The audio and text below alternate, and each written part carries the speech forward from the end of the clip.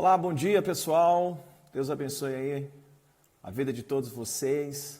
Estamos começando aí mais uma live, esta manhã de sexta-feira, essa manhã abençoada, dia 3 de abril de 2020. E a gente está tendo agora a oportunidade de começarmos aí mais essa live. E enquanto vocês vão chegando aí, né, estou aguardando todo mundo chegar aí para a nossa live. Eu tenho certeza que essa manhã vai ser uma manhã muito legal, vai ser uma manhã muito interessante aí para todos nós. Então, bem-vindo aí, Éder Silva, bem-vindo, doutor Éder, né? Bem-vindo aí à nossa live. Eu tenho certeza aí que será um tempo aí muito bom, um tempo muito legal. A Aline também já está chegando, né, Aline? Bem-vinda aí para a nossa live. Essa sexta-feira, Elisângela, bem-vinda, bom dia. Doutor Irlan também já está aí, bem-vindo. Daqui a pouquinho nós já vamos começar com o doutor Irlan. Pessoal, essas lives, assim, tem sido um tempo muito legal, um tempo muito bom. Nós estamos aprendendo algo assim muito bom, muito relevante, né, para todos nós, que vai realmente aí marcar esse tempo que nós estamos vivendo com esse desafio aí no nosso país, não apenas no nosso país, mas no mundo inteiro. E hoje é uma expectativa muito grande no meu coração, porque hoje eu vou poder conversar um pouquinho com o Dr. Irlan Mello. E Dr. Irlan é um amigo, alguém assim que eu admiro muito como pessoa, admiro muito como profissional, admiro muito como um grande líder que é, um grande pai que é. Eu tenho, às vezes, já tive a oportunidade de estar perto, de ver, acompanhando ele com a família. Já tive a oportunidade de fazer uma viagem junto com ele para a Colômbia, e realmente pude ver na vida do Dr. Irlan realmente um homem assim íntegro, um homem compromissado e alguém assim de fácil amizade. Então eu estou muito feliz de hoje poder receber aqui na nossa live o Dr. Irlan, que é advogado, formado em teologia, um pastor, um homem de Deus, vereador na cidade aí, na cidade de Belo Horizonte, né, aqui bem pertinho de nós.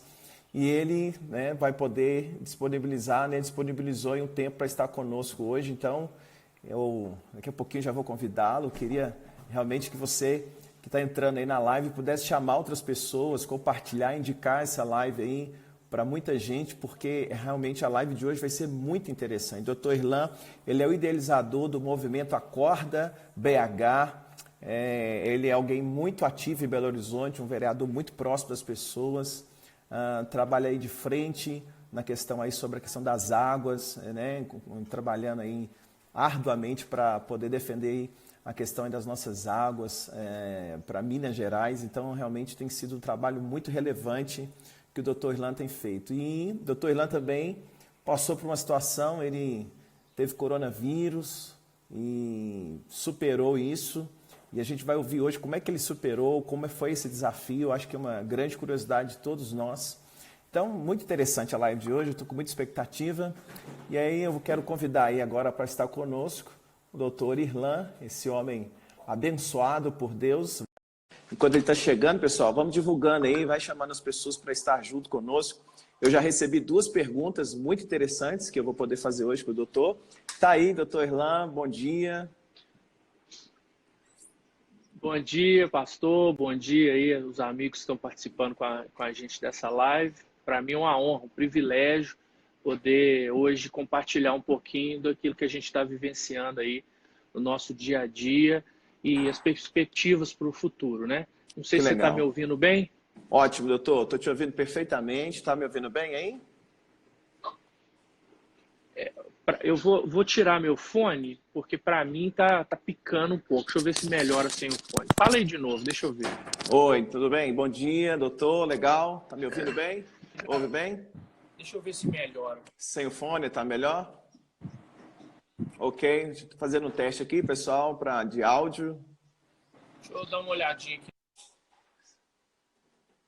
Ok, pessoal, a gente está ajustando aqui, tá, o áudio lá para o Dr. Irlan, para ele estar conectado bem conosco, tá? O pessoal aí da live está ouvindo bem, né? Já estão mandando aqui as informações, que estão ouvindo perfeitamente. Enquanto o doutor está ajustando ali, a gente vai criando essa expectativa. Oi. Oi, doutor. Me ouve bem? Para mim melhorou bem agora. Legal. Para a gente também tá bom. O pessoal já informou aí que está ouvindo bem também. Te vejo bem, tá tudo ótimo. Joia, joia. Legal, legal. Doutor, quero te agradecer desde já, né, por separar esse tempo. Eu sei da sua vida tão empenhado que você é, né, com os seus trabalhos, com família, com tudo. Eu estava comentando aqui um pouquinho da admiração que eu tenho pela sua pessoa, pelo seu trabalho, pelos anos já que eu tenho tido a alegria de conhecer o senhor, tanto na atuação como advogado, na questão, né, religiosa aí da igreja, no envolvimento conosco, com pastores.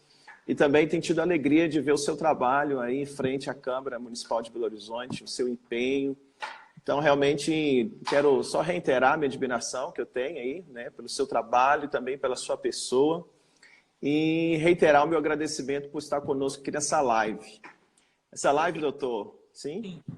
É só te dizer, pastor Luciano, que a recíproca é verdadeira, né? Também te admiro bastante. Obrigado. Nós já conhecemos há pelo menos uma década, né? Verdade. Lá em Bogotá. Admiro também o seu empreendedorismo, a sua motivação em relação ao Evangelho. Sua família também toda voltada para a causa do Evangelho. E assim, para mim é uma honra também poder bater esse papo aqui contigo. Viu? Que legal, que legal.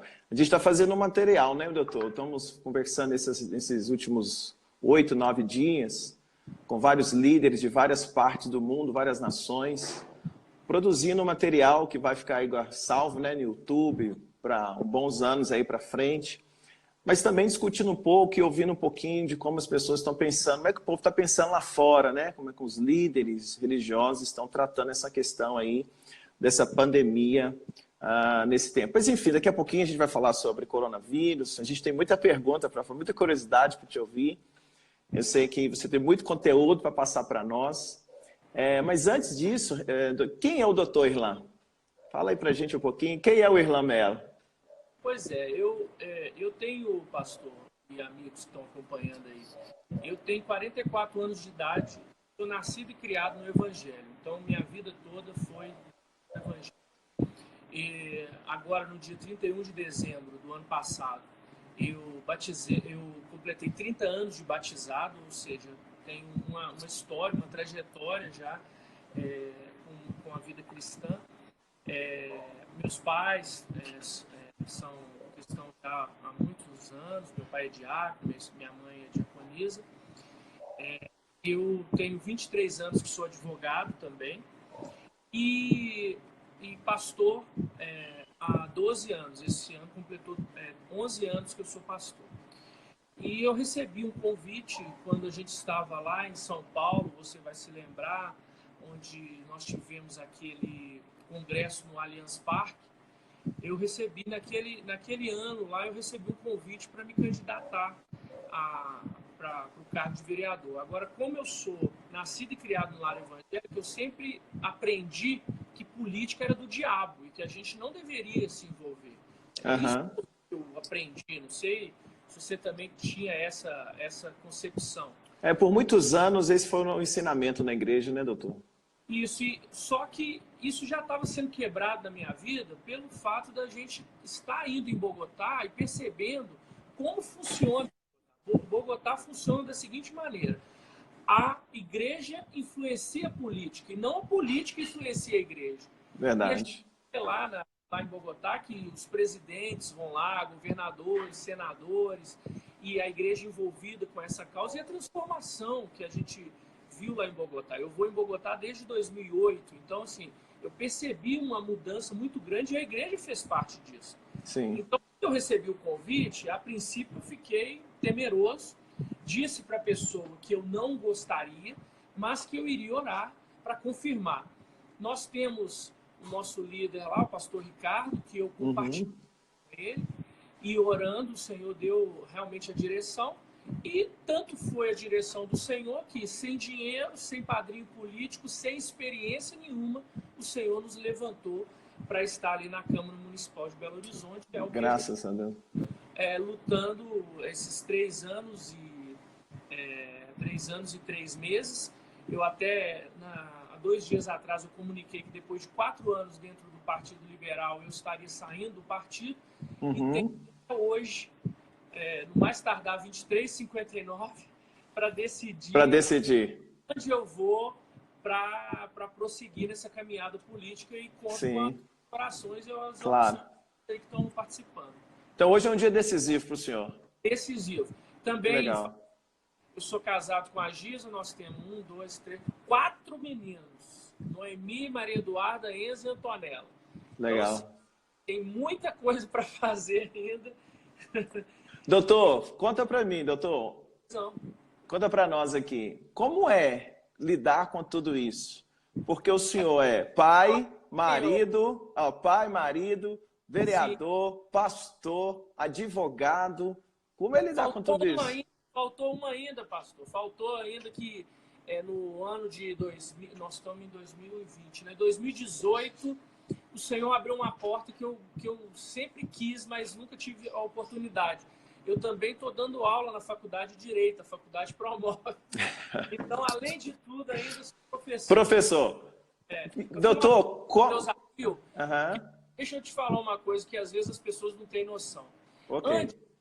Quando eu sou pastor da Igreja Presbiteriana Pentecostal, mandar um abraço para o nosso amigo em comum, pastor William, né? Sim. Eu sou pastor lá, mas eu não sou remunerado, eu sou pastor auxiliar.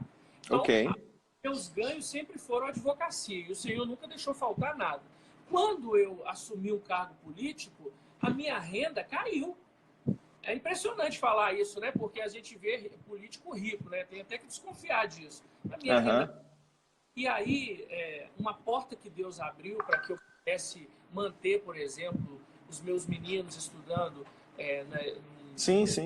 melhor e tudo mais, foi dar aula, porque o professor ele tem, pelo sindicato, desconto para os seus filhos estudar e tudo mais. Então, desde 2018, eu estou dando aula na Faculdade Kennedy Promove, eu dou aula de ética e estatuto da OAB, é uma vez por semana apenas, então a gente vai se virando. O importante, pastor, é ter agenda, né? Se você consegue organizar uma agenda, você vai longe, você consegue ser marido, ser pai, ser pastor. Eu tenho os meus 12 discípulos que eu faço discipulado com eles toda semana, a gente está sempre junto. Então, assim, a questão são as prioridades e organização. Se você consegue fazer isso, você consegue dar cabo de tudo que é necessário. Que legal, doutor, que legal. Boa palavra aí para todos nós, né? É possível sonhar e fazer muitas coisas, né? E fazer bem feito, porque eu sou testemunha de que o seu trabalho é sempre muito bem feito, né? Você é muito intenso em tudo que faz. Então a gente está de perto, vai acompanhando realmente aí essa eficácia, né, de tudo que você está fazendo, e é legal. A forma é agendar, né, se organizar para que realmente consiga caminhar. Doutor, conta pra... Sim, pode falar. Só mais uma coisa, e pedir a direção de Deus, né? Porque quando o Senhor ele te dá a direção e você vai sabendo que você está no caminho certo, que é o caminho da presença de Deus, com a bênção dele, ele vai abrindo a porta, ele vai te mostrando, ele vai facilitando a situação, né? Por exemplo, eu não deixei de advogar, eu continuo advogando. Agora eu dependo do Senhor me enviar os clientes certos. Porque se eu tiver com um cliente errado, eu vou gastar tempo, eu vou gastar minha energia e no final não vai dar em nada. Mas se o Senhor me enviar o cliente correto, aí sim vai ser um caminho mais fácil e a gente vai continuar caminhando. Na política, a mesma coisa. Eu preciso me associar às pessoas corretas para que aquilo possa fluir e não caminhar com uma pessoa incorreta para te dar problema. Na escola, na faculdade, eu preciso ter um plano de aula e seguir aquilo ali. Ontem, por exemplo, às 7h30 da manhã, eu estava dando aula online, porque lá nós não podemos mais ter as aulas presenciais. Então, meus alunos entram numa sala virtual e eu dei aula de 7h30 às 9h10 e à noite eu dei aula de 7 às 8h40. Isso tudo aqui na minha casa. Então, vai se organizando também, né? E é um tempo muito bom para a gente poder também estar junto com a família, com os filhos, isso aí também não tem preço. Verdade, verdade. Doutor, você, antes de eu te fazer uma próxima pergunta aqui, você comentou algo bem interessante. Alinhar com as pessoas certas facilita o nosso caminho. Certeza. É. Porque, infelizmente, pastor, tem pessoas que elas só estão do seu lado para te sugar. Tem pessoas que estão do seu lado não para compartilhar o seu sonho, mas para compartilhar a sua bênção. Aí é um problema. Então você precisa estar com pessoas do seu lado para compartilhar os seus sonhos, que nós esperamos que sejam os sonhos de Deus. Legal. Né? Aí você caminha com essas pessoas lado a lado, e não puxando essa pessoa. Porque se você está do lado das pessoas erradas, normalmente você tomará decisões erradas, normalmente você terá mais esforço do que o necessário e normalmente você também estará sempre esgotado. É interessante isso, porque assim, muitas pessoas desistem pelos maus conselhos. Sim. Mas elas é que estão atraindo essas pessoas para junto de si. Então, às vezes, despedidas são necessárias, às vezes, pessoas que não concordam com você, é melhor você deixá-las caminhar do jeito dela. Assim, às vezes, a gente tem apego, não podemos ter, a gente tem que ter apego com o projeto, o sonho, a vontade de Deus para a nossa vida. Aí muito bom, muito bom. Doutor, bons ou maus conselhos depende de quem eu escolho, com quem eu ando. Então, antes de chegar no conselho, eu preciso escolher com quem eu estou caminhando, né? Se a gente consegue caminhar, escolher bem as pessoas com as quais nós vamos andar, os conselhos dessas pessoas sempre serão bons conselhos para nós. Eu acho interessante. Boa fala. Doutor, diz para mim, o senhor é o idealizador aí do movimento Acorda BH, um trabalho assim, muito interessante, né? Que o doutor tem feito aí frente à Câmara e também para a população de BH. Fala um pouquinho para nós sobre a sua atuação na Câmara Municipal de Belo Horizonte. Fala assim, faz um resumo. Eu sei que é muita coisa, mas tenta assim, compilar um pouquinho para nós como tem sido o seu trabalho aí frente à Câmara. Primeiro lugar, pastor, é algo totalmente novo para mim, né? Não é algo que eu imaginava, não é algo que eu tinha noção de como seria. É algo que eu tive que começar do zero, não tinha um paradigma. E eu comecei trabalhando da maneira que eu sempre fui, né? Escolhendo as pessoas para estar do meu lado. E com o foco, né? O foco é o seguinte, o movimento Acorda BH é um despertar que nós fizemos da sociedade, aqui de Belo Horizonte, pelos seus direitos. Então, o nosso lema foi o direito e a justiça, trabalhar nesse foco. E aí, nós começamos a apresentar para a cidade, esses projetos a se transformaram em leis. Nós já, em 3 anos, nós já temos 13 leis aprovadas. Às vezes a gente vê pessoas que ficam 4, 8, 12 anos e não tem uma produtividade assim. Por quê? Porque é um foco. Então, só para você ter uma ideia, uma das primeiras leis que nós aprovamos é uma lei que caça o alvará de qualquer estabelecimento na cidade que tenha prática de pedofilia ou abuso sexual contra criança e adolescente. Isso é proteger a infância das nossas crianças. Isso tem uma conotação religiosa, mas é cristão. Claro. Princípio nisso. Não é? Então, assim, foco. Outra lei que a gente aprovou logo no início, uma lei que facilitava a entrada de hospitais na cidade. Por quê? Porque existia um travamento na cidade de Belo Horizonte que a pessoa poderia construir um hospital. Entretanto, se ela ultrapassasse a área permitida, ela tinha que se comprometer a ficar ali 50 anos. Ninguém topava fazer um negócio desse. Então, com muita luta, com muito trabalho, diálogo, né, uma das coisas que eu gosto de falar sobre a Câmara Municipal, aí já fora um pouco dessa questão legislativa, é o seguinte. Lá tem pensamentos muito divergentes e diferentes. Sim. E eu sempre aprendi com o meu pastor que aquilo que a gente não concorda, a gente respeita. Mas se a gente tem algo em comum, vamos dar as mãos e caminhar. Então, entrei para a política não para criar muros, mas para criar pontes. Legal.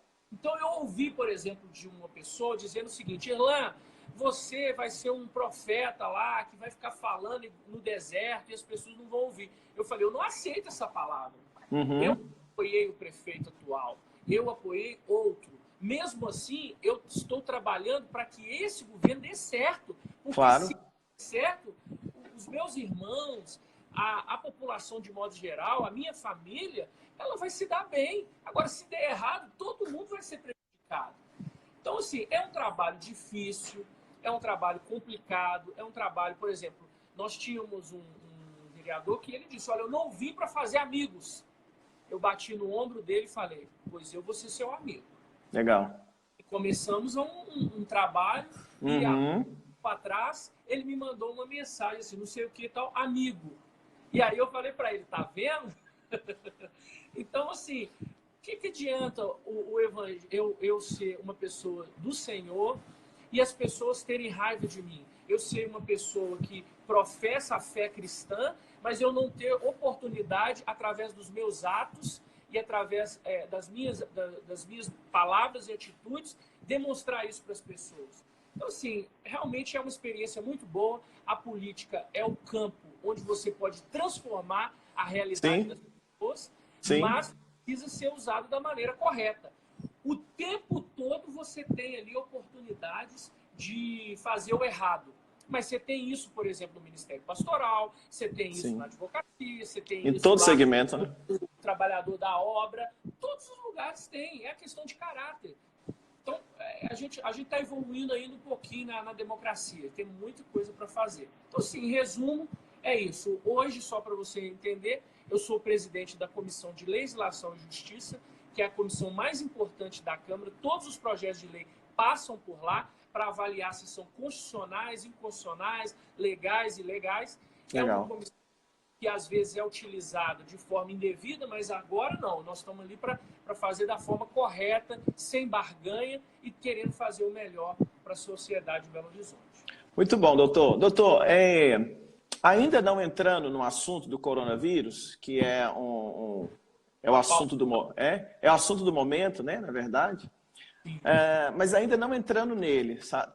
Mas assim, de tabela. A gente sabe que esse é o problema atual, né? Um grande desafio aí para o governo, para todos nós.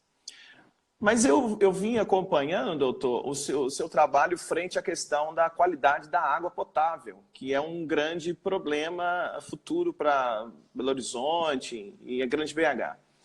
E a gente agora, né, o coronavírus está em alta e tal. Como é que está? Esse problema das águas acabou? Ele ainda existe? Como é que está essa questão aí? O senhor pode falar sobre isso? Sim, bem falado, porque inclusive Santa Luzia também correu um risco enorme, né? Sim. Por exemplo, imagina o caso de Santa Luzia. Belo Horizonte é dependente cerca de 70% do abastecimento que vem do Rio das Velhas, que é um sistema chamado Bela Fama. Santa Luzia é 100%. Então, vamos imaginar que alguma dessas barragens, que eu chamo de bombas relógio, que agora estão sendo desmontadas, graças a Deus, depois, infelizmente, do crime que aconteceu da Vale lá em Brumadinho, se alguma dessas barragens estourasse e atingisse o Rio das Velhas, Belo Horizonte teria 8 horas de água. Santa Luzia, mais ou menos por aí também. E acabou, não ia ter mais água. Por quê? Porque você não tinha nós não tínhamos um reservatório, não temos ainda um reservatório para a captação do Rio das Velhas.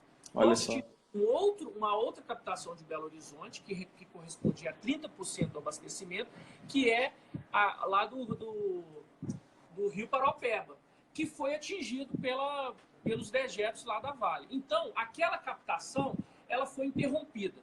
Existia como se fosse uma caixa d'água, que estava com 100%, e, de repente, os meses foram passando e nós já estávamos com aproximadamente 40%. Se não houvesse uma nova fonte de captação, Belo Horizonte ia ficar sem esses 30%, ia ficar dependendo só do Rio das Velhas. Então, nós começamos uma CPI, que eu estive à frente dessa CPI, para a Vale a construir uma nova fonte de captação. Se nós não tivéssemos a chuva que aconteceu, nós ficaríamos sem água no mês passado, no mês de março. Que isso, mas doutor? nós temos misericórdia. Então, e choveu. E aí o reservatório que estava em 40 chegou em 90. Então, praticamente, nós não temos mais o risco de desabastecimento nesse momento. E as barragens estão sendo descomissionadas. O que é isso? Elas estão retirando aqueles dejetos e não está inserindo mais para que ela possa ser uma estrutura sólida, sustentável e que não tenha risco de rompimento. Nós precisamos mudar o modelo. A CPI apontou isso. Eu fui no Senado, fui no Congresso, fui na Assembleia Legislativa, enviamos recomendações para o Ministério Público, para a Polícia Civil, Polícia Federal. Assim, essa CPI não terminou em pizza. E hoje eu posso dizer que nós estamos no momento em que vamos ter essa segurança hídrica. Não podemos... Doutor, deu uma falhada aí. Oi. Isso. Pastor Luciano, olha. Tá voltando. O áudio voltou. Oi, doutor? Sim? Não, doutor, tá sem áudio. Tá sem o áudio, doutor. Doutor, não tô conseguindo te ouvir, tá sem o áudio aí. Pessoal, conseguem ouvir? Como é que tá aí? Para mim aqui, ficou sem o áudio aí, tá travado aí. Oi. Doutor, a gente não tá conseguindo te ouvir, doutor.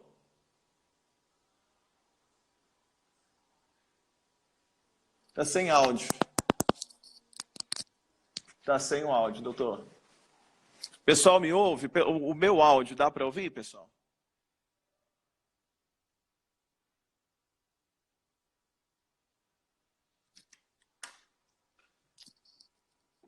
Oi? Não, sumiu o áudio, doutor.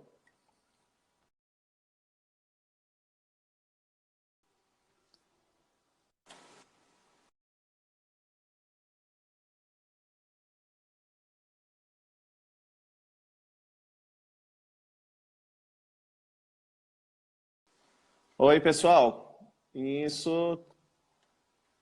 A gente voltou aqui, o doutor, vou chamar ele aqui novamente para a gente retomar aqui, tá, pessoal? Vamos retomar aqui rapidinho. Já vamos retomar aqui.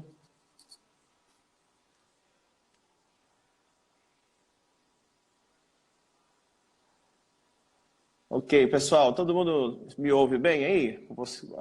Me ouve, né? A gente está fazendo aqui uma entrevista, né? Uma conversa com o doutor Irlan.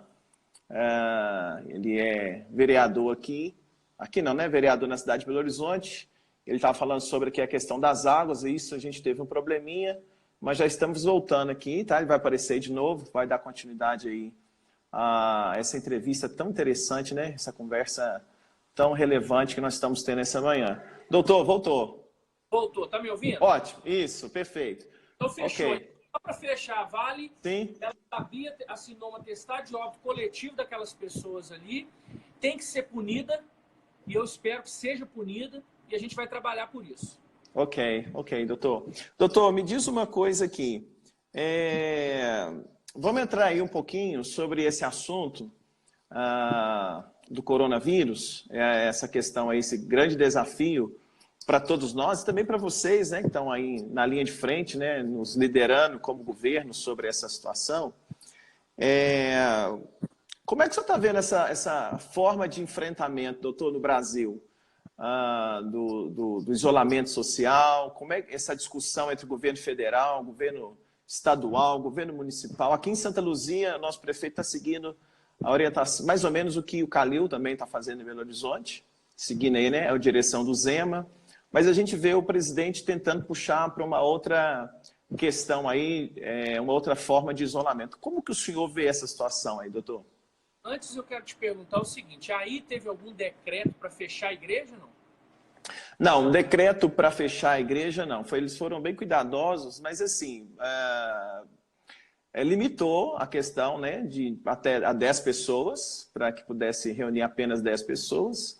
Que no meu caso aqui, o efeito é o mesmo, né? Não há como abrir a igreja para 10 pessoas. Então, 10 pessoas é o número de pessoas que eu uso para poder fazer o culto, a transmissão online. Para 10 pessoas foi a prefeitura? Sim. A prefeitura mandou um documento, né? O prefeito emitiu um documento dizendo que os comércios deveriam ter no máximo 10 pessoas, supermercado e tal, e também a questão da igreja pudesse estar limitada aí a 10 pessoas. Pastor, vamos lá. Primeira coisa é o seguinte, prefeito, governador e até o próprio presidente da República, ele não tem capacidade constitucional de impedir a realização dos cultos. Porque o culto, o direito a prestar culto, o direito à liberdade religiosa está previsto na Constituição. Então, você só restringe num estado excepcional. Nós estamos no estado excepcional. Ok, o presidente emitiu um decreto dizendo que as igrejas são essenciais para a vida da sociedade. Então, ninguém pode restringir. O que cada um de nós, que somos líderes eclesiásticos, deve fazer? Evitar aglomerações. Okay. Então, por exemplo, se você quiser reunir, eu conheço sua igreja, eu sei o tamanho da sua igreja. Então, se você colocar lá 100 pessoas, não será uma aglomeração. Porque Sim. você pode ter o espaço de 1 metro, 1,5 metro entre cada uma das pessoas. Aqui, inclusive, doutor, sim, deixa eu só fazer um adendo. Inclusive, eu até sugeri isso aqui ao vice-prefeito, para que ao invés de limitar 10 pessoas por local, que fosse, por exemplo, usado o critério de metragem. Por exemplo, X pessoas por metro quadrado. Por quê? Porque para uma igreja de 50 metros quadrados, você ter 10 pessoas é uma realidade. Para uma igreja com 850 metros quadrados, você ter 10 pessoas é quase injusto.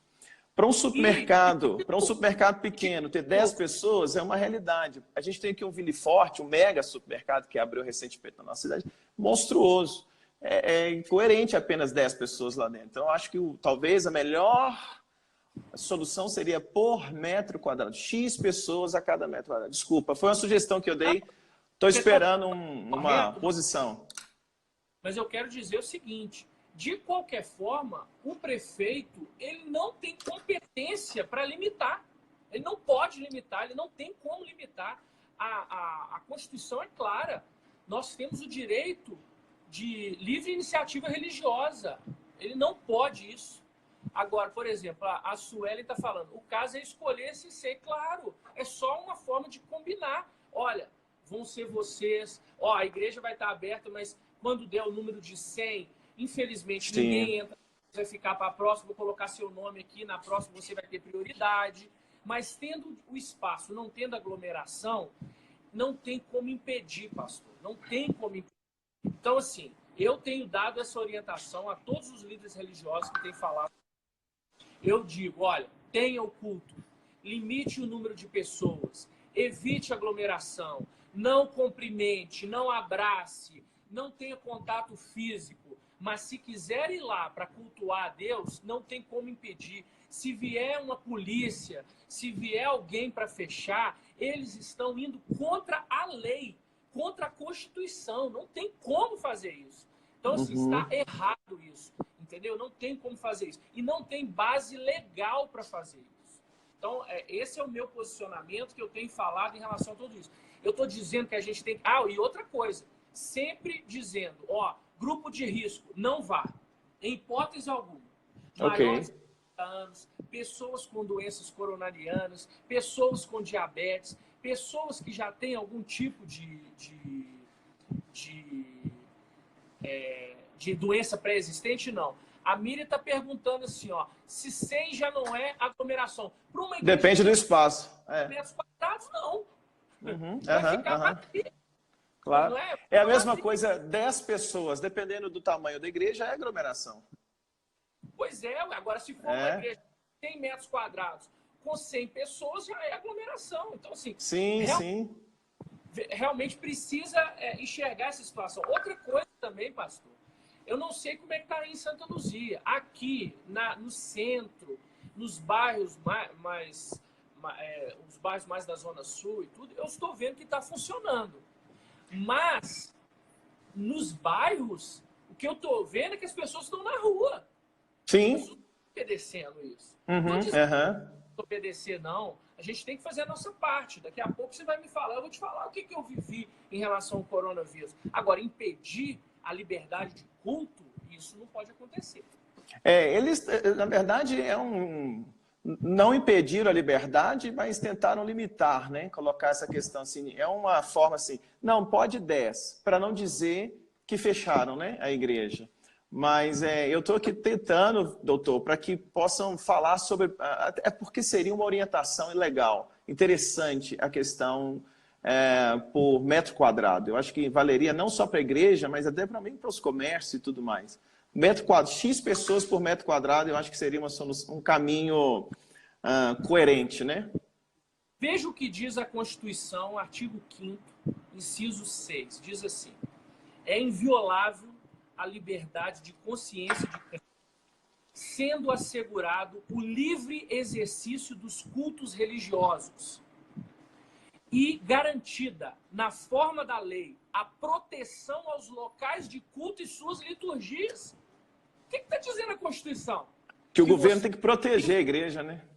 É livre, tá proteger o lugar. Não é só a igreja evangélica, é a igreja católica, é o templo budista, é o maçom. É uma religião, as religiões, porque o Estado é laico, ou seja, o Estado não pode fazer acepção das religiões, ele não pode tomar partido, mas ele protege as religiões. Então está dizendo aqui, ó, é inviolável, ou seja, ninguém pode impedir a liberdade de consciência e de crença, sendo assegurado o livre exercício dos cultos religiosos. Então, um decreto, uma medida provisória, uma lei que impeça isso é inconstitucional. Quem está te falando aqui é um advogado que milita há 23 anos na justiça. Então, isso é a lei. E diz mais, garantida a proteção aos locais de culto e suas liturgias. O que é isso? Que você tem uma liturgia para realizar o culto, você pode continuar com a sua liturgia. Você tem um local para realizar o culto, você pode continuar. Tem que tomar cuidado, evitar aglomeração e o grupo de risco não vai. Fica no online. Mas aqueles que querem cultuar a Deus têm o seu direito previsto na Constituição e tem que ser resguardado. Doutor, agora já que nós entramos, né, por esse caminho, a gente viu tanto vídeo de pastor sendo levado, preso para depor porque estava com a igreja aberta, polícia falando, né, orientando a não abrir, porque senão faria isso, levaria o pastor preso por estar. Eu mesmo vi alguns vídeos de policial entrando, solicitando para que o culto fosse parado. A questão é, por causa da aglomeração, eles tinham poder para fazer isso porque havia um número excessivo dentro do templo, ou pelo simples fato de estar aberto e não se leva em consideração o número de pessoas que estão lá? Olha só, veja bem, primeira coisa, eu espero que seja pela aglomeração. Aí eles estão corretos, não é? Ok. Mas, imagino que é pela ignorância mesmo. E pela igreja não está se posicionando da forma que deveria se posicionar. Porque legalmente não tem como fechar.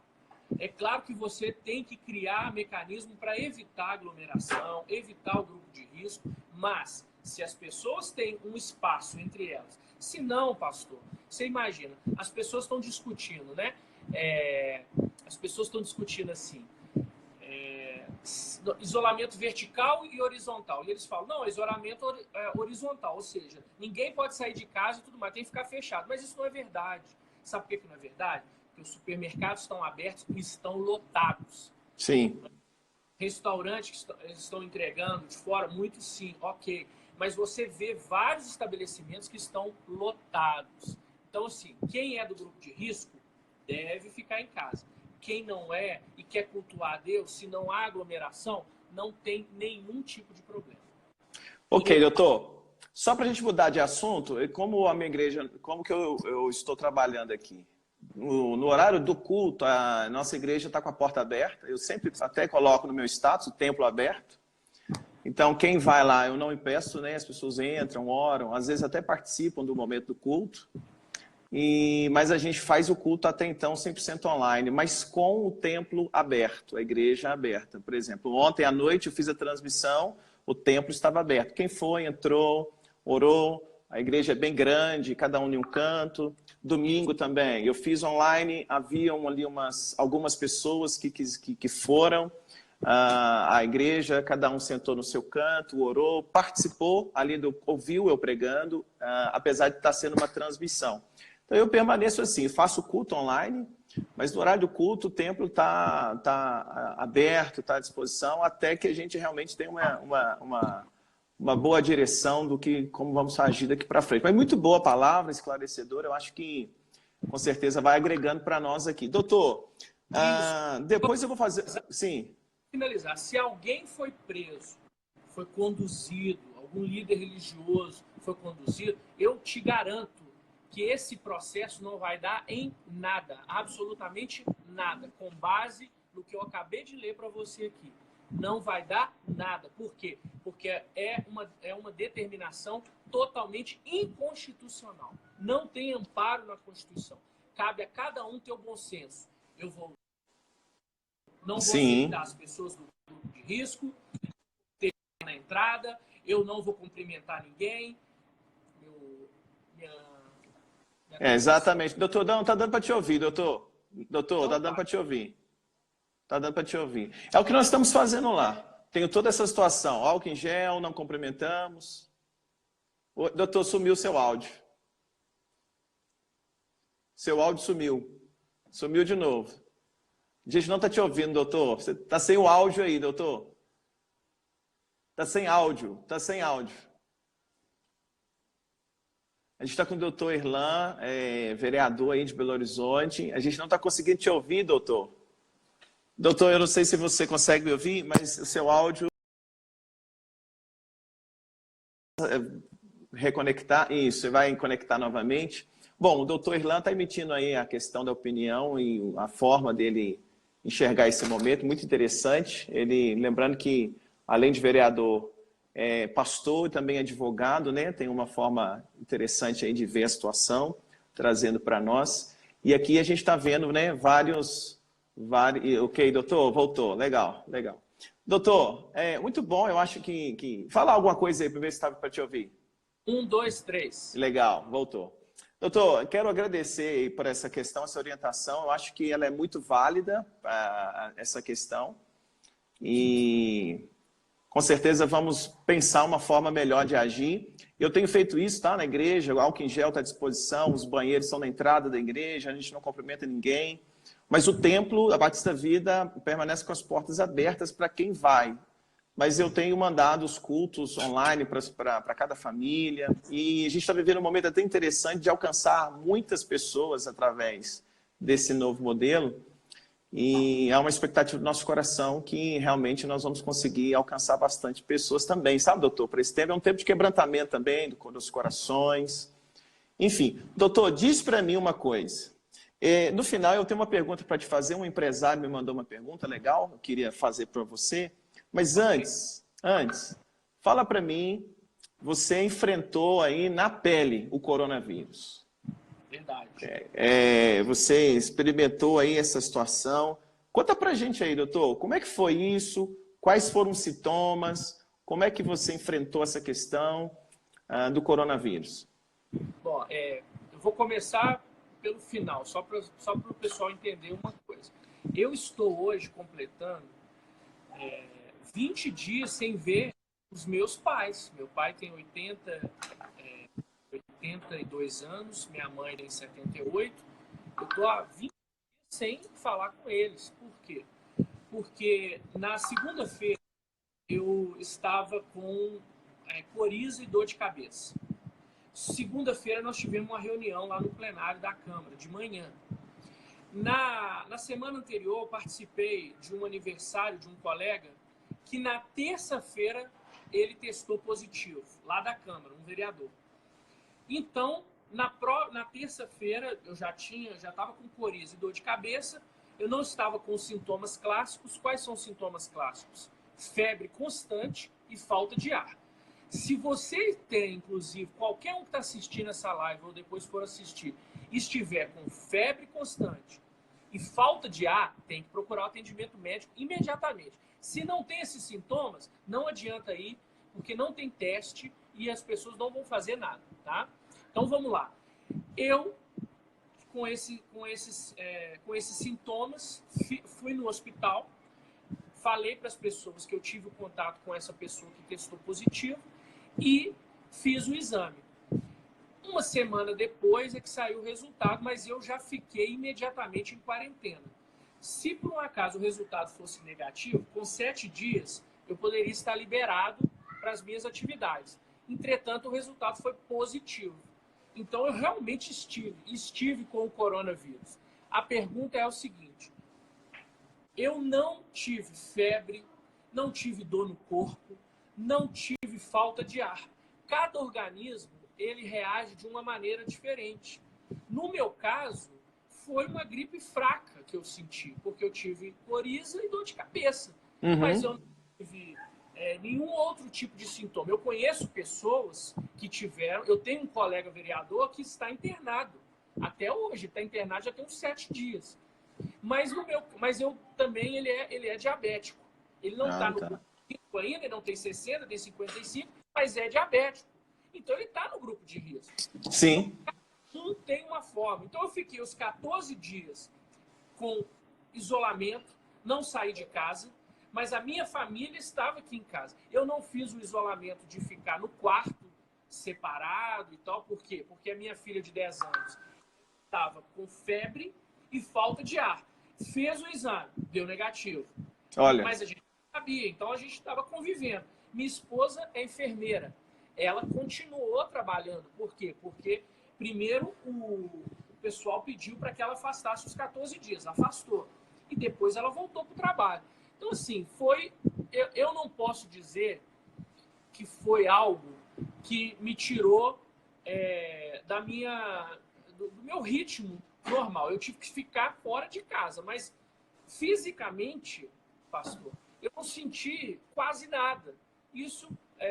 tem muitas pessoas que estão dizendo que alguns vão passar como eu passei, outros vão ter um pouco mais de problemas, outros no nível de ter que ir para o hospital e outros vão precisar, inclusive, de respirador. Para esse vírus, para esse coronavírus que eu peguei, eu estou imune e eu não passo ele. Ok. A mutação, aí sim, eu poderia pegar novamente. Mas esse aí, eu estou livre, não tenho mais risco em relação à minha saúde. Agora, te falo, é horrível você não poder sair de casa, você não poder conversar com as pessoas assim, pessoalmente, você não poder ir na igreja. Eu que estou acostumado a ir na igreja 2, 3 vezes por semana, no mínimo, e não poder ir na igreja. Agora, recebi muita solidariedade das pessoas, muita solidariedade, muitas orações. E assim, graças a Deus, na terça-feira agora eu completei os 14 dias, na quarta eu não saí, na quinta, foi ontem, eu já dei um pulinho lá na Câmara, ainda fui com máscara para poder evitar, às vezes as pessoas acham que por ter sido positivo ainda pode passar. Fui numas ruas para olhar uns recapeamentos, dei aula. Então assim, estou tentando retomar a minha vida normal. Doutor, qual foi a sensação de ver o exame testado positivo para o coronavírus? Como é que foi o primeiro momento? Assim, bateu um medo? Para mim, pastor, foi uma surpresa. Eu tive uma surpresa tremenda, porque eu não estava sentindo nada. Só uma dor de cabeça e o nariz correndo. Então foi uma surpresa. Eu falei, não é possível que eu testei positivo. Se isso é o vírus, então... Para mim, realmente... Agora, eu estou falando, gente, a minha experiência. Claro. E com todo mundo vai ser dessa forma. Mas eu espero que seja, porque se for, ótimo. Vamos ficar livre disso logo e vamos partir para a nossa vida normal, né? Que é o que nós mais precisamos, né, doutor? Doutor, tem alguma expectativa aí de Belo Horizonte em retomar a vida normal? Comércio, tudo voltar? Como é que está esse assunto entre vocês aí no governo? Pois é, para se ter uma ideia, começando pela Justiça, a Justiça suspendeu tudo até 30 de abril. Então, até o final desse mês, a Justiça não funciona. Então, não sei se em maio a Justiça volta. Em relação a Belo Horizonte, o nosso prefeito tomou uma atitude muito sensata de distribuir para todos os familiares da rede municipal cestas básicas, para que os filhos que estão em casa tenham esse direito, e também outras categorias vão ter direito em breve. Inclusive, eu recebi muitas mensagens de pessoas que moram em Santa Luzia perguntando se valia para Santa Luzia. E eu digo para eles, pressione o seu prefeito. Uhum. As crianças que estão na rede municipal, elas muitas vezes têm crianças que estão na rede municipal que o único alimento que eles têm certeza que vão ter durante o dia é a merenda. É a merenda. Parece que já há alguma movimentação aqui do prefeito para isso, doutor. Tomara, porque precisa. Mas nós ainda não temos um enfrentamento. Ontem mesmo, ou anteontem, não sei, o prefeito baixou um decreto proibindo que os ônibus de Lagoa Santa entrem em Belo Horizonte. É uma medida drástica, porque parece que o prefeito de Lagoa Santa liberou o comércio, e a gente realmente está ainda nessa dúvida se... O que é o melhor? Tá. Mas assim, eu acredito muito que o nosso prefeito tem trabalhado com responsabilidade. Eu conheço o secretário de saúde, o doutor Jackson Machado, é uma pessoa muito experiente, e assim, eu acho que a vida tem que voltar ao normal, mas também nós temos que ter as orientações corretas para evitar que isso atinja as pessoas que nós mais amamos, né? Aí, pastor, quem que foi? O Nivaldo já falou, parece que em Santa Luzia vai ter também, o prefeito já falou. Isso. Vai ter a questão da cesta aí para os alunos, né, da rede municipal. Muito legal. Eu vi uma movimentação dessa ontem também aqui. Doutor, diz para mim... Desculpa te interromper, uma última coisa. Eu fiz uma live há pouco tempo e vou fazer de novo, em breve, falando sobre o Corona Voucher, né, que é aqueles R$600... Foi terça-feira, né? Foi, desempregados, os autônomos, mães, chefes de família que vão ter direito de receber R$1.200, 3 parcelas. E, em breve, eu farei outra, até vou te comunicar, vou te convidar para participar também, para falar o seguinte, olha, já está definido que será pago, já tem definido quem vai receber, mas ainda nós não temos quando, e como. Semana que vem, e como. Como a gente já sabe uma parte, que é via Banco do Brasil, Caixa Econômica, Lotérica e Correio. Entretanto, tem pessoas que não estão cadastradas no Cade Único, que não recebem Bolsa Família. Se tem alguém participando da nossa live que recebe Bolsa Família, fique sossegado. Ao invés de você receber o valor que você recebe de Bolsa Família, o crédito será de R$600. Isso já está garantido e deve ser semana que vem. Mas os demais ainda a gente precisa saber como vai ser organizado e as pessoas vai ter isso aí. E o Luiz está perguntando, quem já teve esse vírus, não pega ele mais, não? Esse vírus eu não pego mais não, Luiz. Pode ficar sossegado e nem passa. Legal. Doutor, para a gente caminhar aqui para o final, a gente tem aí uns 8 minutos para encerrar nossa live. Eu tenho uma pergunta de um empresário e depois vou fechar te pedindo aí uma palavra aí para o pessoal que está nos assistindo. Com esse cenário econômico aí do coronavírus, tem algum projeto na Câmara para redução do ISSQN, que é o Imposto sobre Serviço, que hoje está em 5%? Estão pensando em alguma coisa? É um empresário que me pediu para te fazer essa pergunta aqui de Belo Horizonte. Eu gostaria de falar algo assim, muito importante. Primeiro, qualquer projeto de lei de qualquer legislador, eu estou falando de vereador, de deputados e senadores, é um projeto de lei que a tendência é que só consiga ter eficácia daqui a algum tempo. Só se houver uma movimentação muito grande para que isso aconteça. Então, nesse momento, pode aparecer pessoas com projetos milaborantes, eu acho que eu falei certo, que, na verdade, parecem bons, mas são oportunismos políticos. Como, por exemplo, você querer fazer com que o Estado banque algo que, na verdade, a responsabilidade é da União. Então, tem que ficar muito atento com isso por conta dos oportunistas. Em relação à pergunta específica, eu quero dizer o seguinte. Eu conheço o secretário de Fazenda aqui de Belo Horizonte, ele se chama Fuad Noman. Eles estão fazendo um estudo para tentar viabilizar o máximo possível de alívio para os empresários. Um primeiro alívio que já foi feito é a questão do IPTU. Quem está pagando parcelas do IPTU, a parcela que venceu em março, abril e maio, pode ser pago só em junho, julho e agosto. Não precisa pagar agora. E a questão do ISSQN está sendo estudado, sim, mas ainda não tem uma definição quando e como será e se realmente será implementado. Água e luz, doutor, já definiu? Água e luz está definido já? Vai aguardar também? Do governador, parece que aquelas pessoas que pagam tarifa social ficarão sem pagar durante um tempo. Agora, a maioria dos consumidores, não existe ainda nada em relação a isso. E outra coisa também importante, né? A conta de água e luz deve aumentar de todo mundo, porque está todo mundo em casa. Vamos ver como é que vai ser isso aí. Vai ser um efeito quase que natural, né? Ô, doutor, aqui, a gente está aparecendo aí várias perguntas. Eu também estou aqui cheio de vontade de fazer um monte de perguntas para o senhor, mas eu sei que a nossa live vai fechar daqui 5 minutos, ela fecha, né? Tem assunto aí para o dia inteiro, muita dúvida sobre a questão de empresários, também igrejas, para que eu pudesse colocar aqui algumas questões também.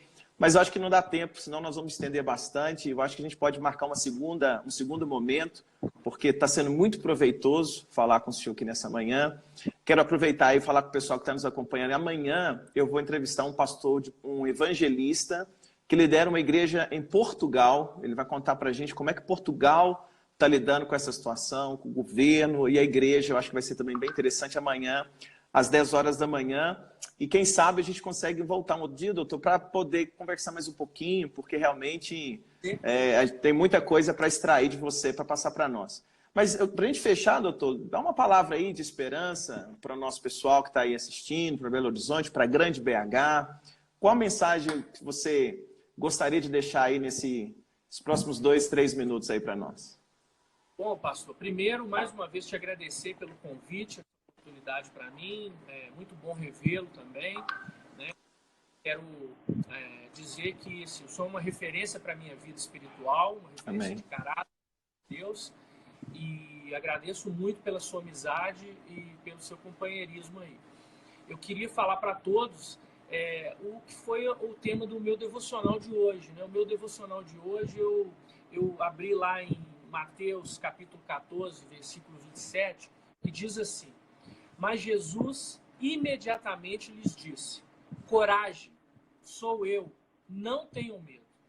Então, é o contexto onde os discípulos estavam ali no mar revolto, no mar da Galileia, eram homens experimentados, eram marinheiros, mas ficaram com medo da sua própria vida, porque o mar estava muito revolto. E é o que nós estamos vivendo hoje. Nós estamos vivendo hoje um tempo de mar revolto, de dúvidas, de incertezas, de dificuldades.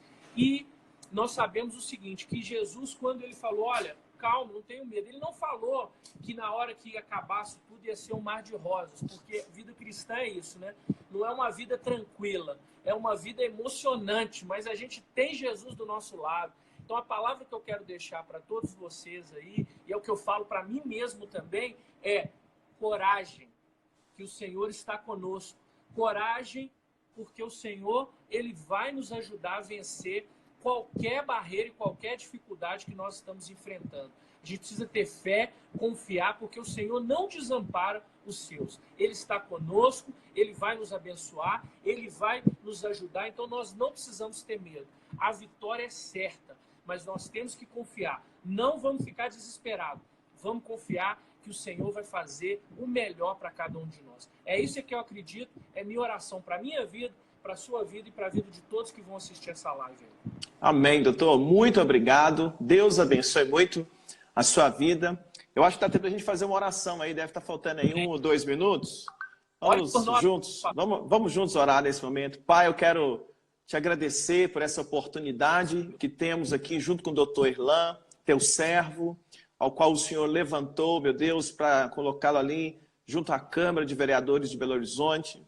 Eu sei, Deus, que o Senhor tem dado a ele graça e tem usado teu filho. Obrigado porque o Senhor também guardou a ele, ó Deus, essa situação do coronavírus, deu a ele a graça para vencer. Mas agora oramos juntos pelo nosso país, pelo Brasil, Oramos, ó Deus, por Minas Gerais, por Belo Horizonte, Santa Luzia, cada pessoa que está conectado com essa live, cada família, cada brasileiro, cada empregado, meu Deus, cada empregador, cada funcionário, Deus, cada profissional liberal, comerciante, todos nós colocamos agora diante do Senhor. Oramos, ó Deus, para que o Senhor possa realmente vir e acalmar essa tempestade. Assim como teu servo agora, doutor Orlando, liberou esta palavra sobre nós.